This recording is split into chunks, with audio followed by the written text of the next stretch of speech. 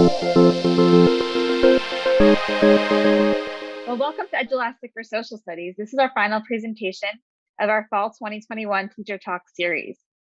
We're so glad that you're joining us today, and we have two wonderful social studies teachers with us today. They'll be sharing how they use Edulastic in their social studies classroom.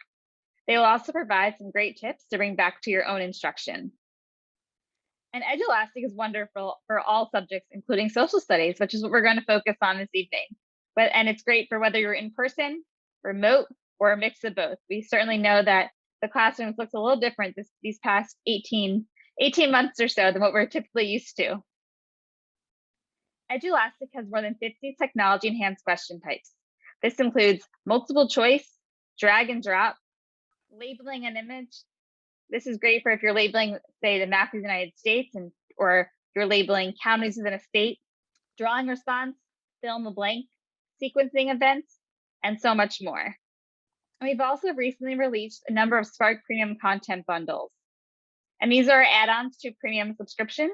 Currently for social studies, we have Spark AP US History and Spark AP Government. For those of you that teach these subjects, I would certainly check them out. And now we're going to move on to the reason you all joined us today. We're lucky to have two dedicated social studies educators with us. They'll be presenting on how they use Edulastic in their social studies classrooms. First up, we have Nathan Perry. Nathan is a middle school social studies teacher in Missouri. He's going to share his favorite features of Edulastic and why he uses Edulastic in his social studies instruction. Nathan, you can turn on your camera and kick off our teacher talk. Hey everybody. Thank you, Lauren, for the introduction. My name is Nathan Perry, and as she mentioned, I teach 8th grade US history just outside of Kansas City, Missouri. I briefly wanted to kind of introduce the reason why I'm into Edulastic and how kind of like my story. A few years ago, our district bought a premium subscription to Edulastic, and primarily our English and our math departments use it to create district-wide assessments. But I became curious and figured out how can I use this in my classroom, although I might be, although I wasn't math or English at the time. Okay, so how do I use Edulastic? I use it for primary and secondary sources a lot. What I'll do is I'll find, for example, currently we're using the famous John Gass picture from Manifest Destiny, and we're using that, and I have put that in a couple of questions in a previous assessment we did in our course. So I will use it a lot for primary and secondary sources. I've also used it for DBQs. Or document-based questions. I use it frequently for learning target checks to see where my students are at, to give them quick data. It also helps me determine where they're at, formative and summative assessments, and then data-driven lessons. So for me specifically, it's instant live time feedback. And I also use it to test and check my test reliability and the validity of my tests. So why Edulastic? It's quick, it's useful data, and time, reliability, and validity are important to me, especially when I'm trying to assess my students and determine where they're at, to drive my instruction and to determine what I need to do next to support them. Also, it links to Google Classroom. Our district uses Google Classroom. We are a Google district, so that's convenient for me. There are varied question types. And if you did not know, there are 30,000 pre-made social studies questions that are free to use in the question bank that we have. So I wanted to kind of talk about just the data to start with, and then I'm going to jump over to some of the question types that I use in my social studies classroom. These are screenshots of two separate tests, or two classes on the same test that I've used, I think, last week. And I've got a few things I want to draw your attention to. So first and foremost, one of the great things about Edulastic is I can see how my students are doing as they are taking the assessment. So if I'm not helping a student, or if I'm not answering a question or walking around the room, I can go back and kind of peer over my computer screen, and I can look and see where my students are at, and I can quickly determine, what questions are they not understanding. I could even go back if I need to and do a quick, hey guys, make sure that you are looking at this question, or make sure you're reading the question carefully. A couple other great things that I love about Edulastic is the bar at the bottom. If you did not know, it does show the average time that it takes my students to answer that question. But I do want to draw your attention to this first bar up here, this first class. And although my average score was 83%, we use SPGs, so that's a little bit different than a standard traditional grading scale. But although my class average was 83%, I noticed that question 7 and question 11 on this assessment, the correct answers were very low. And so what my co-teacher, or not my co-teacher, but the other social studies teacher in my grade and I looked at, we wanted to determine and go back and determine what's wrong, what happened, and why did so many of my students get this question wrong. So what we determined is, if you look at this class and this class, is that this class, the first hour, question 11, the vast majority of students got that incorrect. However, my second hour, they did get it correct. So this might have been an instance where I have to go back and reteach that lesson or that topic. It could have been a quick 5-minute reteach the next day to help my students better understand that. But if you look at question 7, both classes did rather poorly on that specific question. And what the other teacher and I determined was that the actual question itself was not worded well. This was a question that we found in the word bank. And when we read it, at first, we're like, great, that sounds good. Let's put that in there for our assessment, to add to our assessment for our students. But what we realized is when the students read it, they didn't understand it fully, and therefore they got the question incorrect. And so this is something great for teachers to go back and reflect and think, all right, why did these students get it incorrect? What can I do to fix that or to support my students? So that is something that I do like to do after every assessment that I use Edulastic, is to look and determine what questions did they do poorly on it and the why, to kind of go back and look at the why. So I'm going to go ahead and go back to, excuse me, Edulastic itself. Okay, there we go. All right, so I wanted to go back to that assessment and kind of talk to you again about some of the other data that I look at. Another thing that I like about Edulastic is it gives me the quick rundown for each individual student. Now I have the students anonymized right now, but when I'm looking at my list, I can look and determine, all right, this student answered this question incorrectly, and I can go back and maybe think, all right, were they here that day, or how can I go back and reteach that specific student? Another great thing is that when I have the assessment open and then it closes, if the student's absent, I know quickly which students I need to go back and make sure that they go back and take that assessment. So these are just simple, quick things that I take for granted now because I use Edulastic. When I went back and I thought about not using Edulastic before and just using Google Forms, I didn't have this data. And because I didn't have this data, I had to go back and manually sift through it. And even then, there was a lot of arduous work. And now I can actually go back and take quick assessments of my own tests and my own teaching and my lessons and think, all right, how can I help my students there? I quickly kind of just created a presentation test. This isn't a test that I haven't given my students, but it kind of goes over a lot of the different question assessments that I can give my students in a social studies classroom. This one is not one that I created, but this was from the bank. And this is an example of using a primary or a secondary source. So this is taken from Thomas Paine's Common Sense. But what the students would do is they'd go through and they'd answer these questions based off of using these primary sources. And this is a great way for state test prep. Now, Missouri does not do a social studies state test, but if your state does, this is a great way to prep for it. And even then, my state does test for English and ELA. I can still practice those ELA skills in my social studies classroom. But if you look at this example of this a question, they have two separate sources that the students are able to read through, that they have to read through, and then that they're going to answer.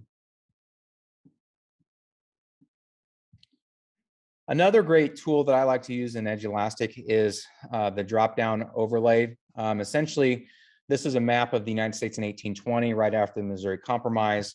And what students would have to do is just simply determine what these are. Now, sometimes these are level, like these are basic skills, but it also, again, even though it's a basic skill, when I look at the assessment data, I can go back and determine, even though it's a basic skill, which student is missing this skill, which student needs me to go back and help them and reteach them in this manner. A couple other examples that I wanted to show you. This is a part of the narrative of the life of Frederick Douglass.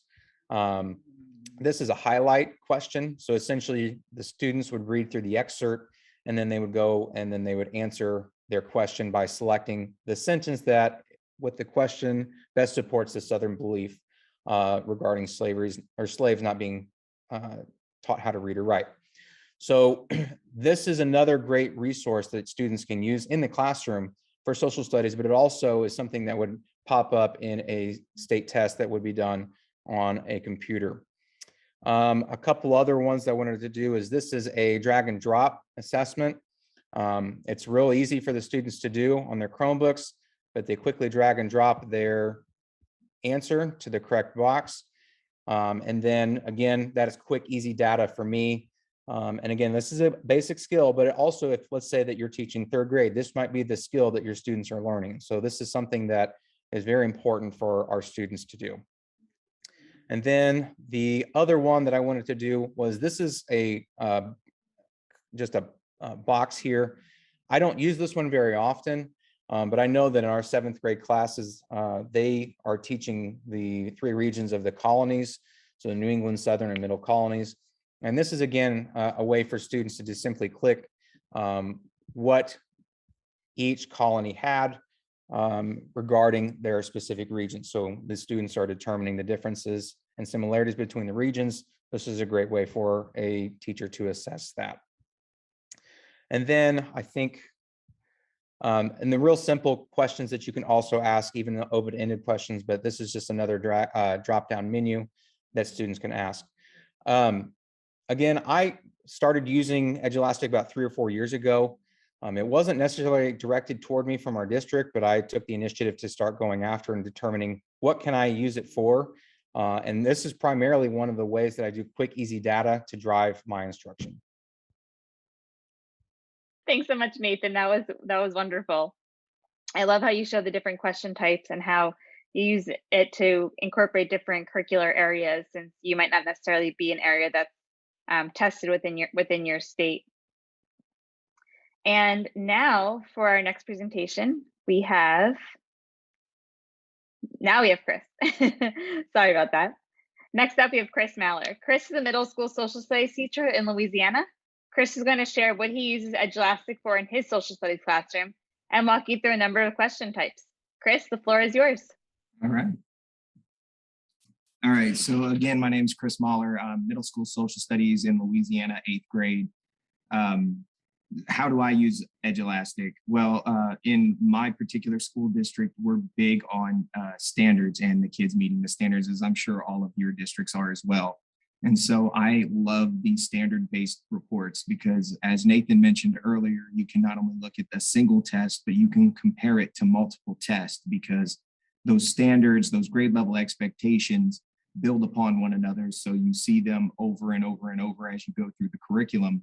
And so it makes it a little bit easier to compare and see the growth that you're experiencing, or see where certain kids are struggling, because it will allow you to break it down by question, by student, by subgroup of students, and even just test to test. We're very big on common assessments, so I can look at every common assessment that I've given the students and see their progress as it goes. Right here is the performance based off of one of our first unit tests that we did. That's a common assessment. It covers the War of 1812 and the Battle of New Orleans. I don't know if I mentioned this earlier, but in Louisiana, we do Louisiana history in 8th grade. It's state specific. We try to cut out all the US history because that gets hit a lot over the years. So right here, I can see that my lowest standard was 8.1.1 and it got 86%, and that's phenomenal. But again, as Nathan said before, I can go back and I can look at this and try to see what percentage of my students missed it. Were they here that day? Did they not understand something that I need to go back and correct? And then we can see in the rest of them that they scored in the low 90 percentile, which is really, really good. Then from that first assessment to the second assessment, my overall average was a 34 when the kids first walked in. And I was freaking out, y'all. I was freaking out. And the district said, just chill, just do what you do. And then when we got to the second one, we saw a 24% improvement. And that made me feel real good, because once you start digging down in this data, you find exactly where your hard case is in, and you can start creating small groups based off the data that you get from Edulastic. I got introduced to Edulastic by a coworker, and I actually harped on my district to purchase it for the district. I was using class fees to buy it every single year until we ended up buying a district license, because this data being real time was just the savior. That and the auto grade features are great. One of the best features, and it's a relatively new feature in the premium edition, is the playlist. The playlist is your best friend. Once you have decided how you're going to present a unit, you can build a unit playlist of assessments around your whole plan and push that out to the students all at once, and you can give them piece by piece. This first one on early European settlers, I can push out just this first one, and then we cover it. And after we cover more information, I can push out this second one. It comes in really, really huge when it comes to me having to take a day off. This one right here is my sub plan for that date when I had to miss. I gave the students the assignment. They knew to look into Edulastic for all the information on the assessment. And then each one of these is an assessment, but in the tools, in the teacher tools that you have in Edulastic, you can actually turn it into a practice. So you can give them the practice that they need working on the standards, understanding the information, without necessarily having to put a grade on it if you don't want to. This is my be all end all. We do have a social studies specific state test in Louisiana, and I like to prep my kids for that as much as possible. And this time limit right here is the bee's knees. It's the best thing that was ever created in Edulastic. The kids aren't used to being timed. When they do their state testing, that is the only time they have a hard time limit on them. And so Edulastic allows you to recreate that environment so that you can get them used to working under that tight deadline. And in addition to that, if you have any 504 SPED accommodations that call for like extended time and a half, when their test times out, you redirect it, and it allows you to change the time. So if you give 45 minutes the first time around and they're only supposed to get 20 minutes extra, you can reset the timer when you redirect it to 20 minutes. And so they have their specific extended time down to the minute. And Edulastic tracks that. And if you do your reteach and retest, it tracks how many times they've attempted the same assessment. I also love these tools that they have right here. It gets them used to looking to the bar to find a particular tool. And this scratch pad comes in huge when I go cross-curricular. We cover a lot of economics because we have to deal with the oil field. And so when I start throwing in economic concepts on the rise and fall and GDP and stuff like that, I get to put in math problems to be cross-curricular. And then I get to sit down and see the process. And I can even share the information off the scratch pad because I get to see it on my end. I get to share that back with our math department and say, look, so we went over this and this is the formula we gave them and this is how they tried to solve it. And so we get to share that data with the math department and they get to see, different areas that they can help work on. These are my favorite questions, the drag and drops, for multiple reasons, because you can sit here and you can categorize things. One of my favorite ones is the same as Nathan's. I love to put in a Louisiana parish map and then have these little boxes and have the students learn where the parishes are. Lots of our students can say all the funny names that are our parishes, but they have no clue where they are. And I feel personally that's a big space where kids need to know. Like, you don't just need to know a name, you need to know where that actually is when somebody's talking about it in the news or otherwise. And so we like to do the drop down. The labeling for type in, if you have a pre-made timeline. I love to do pre-made timelines and have them put the events in chronological order, because that's one of our big standards that the kids struggle with. Being able to put events in order timeline, it's not necessarily memorizing dates so much as it's remembering when the important events happen, because you can work it out in the end, but you've got to get the kids into that practice of being able to sequence things.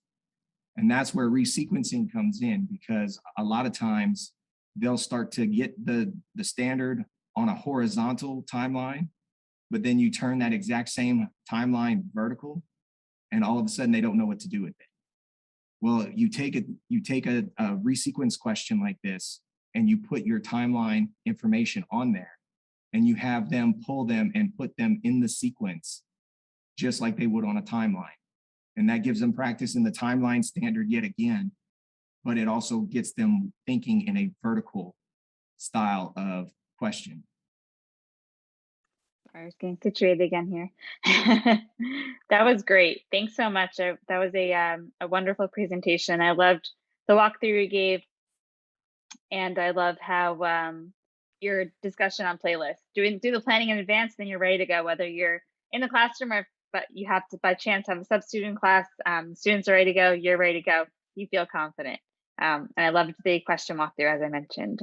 And before we go ahead to our questions, I just wanted to take the time to thank our attendees for joining us today, and to our presenters for a wonderful presentation. This event certainly couldn't have been done without you. So a big thank you to both of you for taking the time to both prepare for the presentations as well as present them live for us today. We know how busy the classroom certainly is, especially leading up to Thanksgiving break. And we know winter break is right around the corner. It'll be here before we know it. So once again, thank you so much. So now I'm going to dive in to see what questions were asked. One question I had that you kind of touched briefly on, and I invite both of you to turn on your cameras again, unmute if you'd like. One question that I have is, you touched a little bit upon using Edulastic for your social studies classroom, but also incorporating other curricular areas, knowing that you might not necessarily be a subject that's tested in your state. Can you talk a little bit more about how you incorporate the multi-curricular aspect? Well, as far as I'm concerned, like I said, I use a lot of math because we cover economy, and we talk about rate of return, and that requires a formula. And so if I want to build in a problem, and since it's not necessarily the kids being in a math frame of mind when they come to class, I can put in a hint, and Edulastic makes it easy for me to put all the different mathematical symbols and equations. It has an equation builder. And so you can put that in there, and it gives the kids a little, a little stepping stone to be as successful as possible on the test. Great, I love that. And there's also different skins that you can include on your assessments as well to help the kids get familiar with those state assessments. Nathan, anything else you want to add to that? Yeah, so I've worked with our ELA department, and what we've done is we've actually talked and what kind of question types do you see? And what are some areas that when we get back our state testing results, what type of questions have the students struggled with? And what we like to do is we try to implement that as much as possible, while also still trying to get the data that we need in our social studies department, but also supporting the English department as well. I love that. It's so important to have everyone on the same page, working together towards success for both yourselves as teachers, but also for your students in the classroom. I love both of those, both the comments you both made. One question came in from Steve. How do you enter the timeline? Is it available on Edulastic, or do you create the timeline then add it in? Chris, I think you brought up timelines on your presentation. You want to talk a little bit about that? Yeah, the timeline I basically hand draw and then scan to myself and enter it through the PD function, or I'm sorry, the PDF function in Edulastic. And then I go through and I build the drop-down boxes or the labels across it. As far as the vertical timeline, I just use resequencing, and I'll put, several, 8 to 10 items in the resequence, and they have to put it in order, understanding that the beginning of the timeline starts at the top, the end of the timeline is at the bottom, and then they have to resequence it in order from there. And that lets them work in the vertical plane, which is where we tend to see them struggle. Great. And on that, I also am about to put a link in the chat for a little bit more information about Snap Quiz, which lets you turn those paper assessments that you have into digital assessments without having to recreate the wheel. Yeah, that's, I mean, and my thing is Nathan alluded to there being 30,000 pre-made questions. That bank is constantly growing. The more people start to use Edulastic, like I know for me, I teach Louisiana history. It's a niche history. So there was almost nothing when I first started it. But now as our district has gotten on board, we're all sharing district wide, which is another feature of Edulastic. You can keep it private if you want, but you can share it through your whole district. And so our whole district social studies department is sharing different question types that we build and different questions that we make along the way. And our personal bank is growing. And so it gets easier to make the playlist. It gets easier to make the assessment because you have more to draw from the longer that we use the product. And once you have it the first year, the second year is always easier. And Lauren, real quick, I wanted to, because Chris brought up the resequencing, and that's something I also use too. You can use it for the timelines. But what I've also done is I've had, since we do cover US history in 8th grade, but you can do this with a lot of various topics in social studies, is I'll have my students resequence things that they think are most important or the least important and created a defense for it. So you don't even have to use it for a timeline. The timeline is a great thing because that is important to know like when they happen but I'll have them make an argument within Edulastic. So they have to resequence. And then the next question behind that, when you create a set, is defend why you sequenced those events as you did from top to bottom or whatever the case might be. That's a great idea, bringing a certainly different twist into the question, making the students think out of the box, not just having the one answer, making them really stand up for their own opinion. I love that idea. So it doesn't look like there's any other questions that have come in to the Q&A or in the chat box. Bill, if there's anything that I'm missing, please feel free to jump in. But I know we probably have some new Edulastic folks on the line and some existing Edulastic folks on the line. So any parting words and tips for using, getting accustomed to Edulastic? I will say, if you don't mind, Chris, real quick, for me, Edulastic you just kind of have to jump in. You really kind of have to jump in and start giving it a little bit of a test. I don't even use it I will use it for a quick entry ticket almost. I'll have my students, hey guys, hop into Google Classroom. You'll see an Edulastic. It'll take you 5 minutes, answer the question. So they don't feel like it has to be an end of the unit assessment. I use it frequently, 2-3 times a week, and I'll do it intermittently here, intermittently there, and don't always feel like, oh man, I got to create this huge assessment. That's not true. Great. Yeah, I 100% agree with Nathan. It doesn't have to be 100% right away. My first year when I was paying for Edulastic myself, I just did a little bit here, a little bit there, and I slowly built the library as I felt more comfortable making the different question types. And then the real key for me was when y'all first offered the certification program. Once I began to understand the background behind how the system worked and why y'all did what y'all did with it, with the level 1 certification and moving to level 2 and getting that certification, it really just made things so much easier. And when I started to see different results from everybody else, they were like, well, what are you doing? And I said Edulastic, and that's when I started browbeating them to buy it for the district. And this past August, we held our first 2-day PD on just Edulastic and Edulastic by itself. That's great. We obviously love hearing that. And like you said, like you both mentioned, the more you use Edulastic, the more comfortable you get with it, and you'll grow your item bank and you'll grow your test bank. And by sharing that with everyone else that's on Edulastic, us as educators certainly learn from one another and help to lessen each of our own workload. Once again, thank you so much to both of you to taking the time today to present live on Edulastic for Social Studies. We really appreciate the time and dedication you took to create your presentation and present it live. And we thank all of our attendees on the line today for joining us. Thanks so much again. Have a great rest of your day.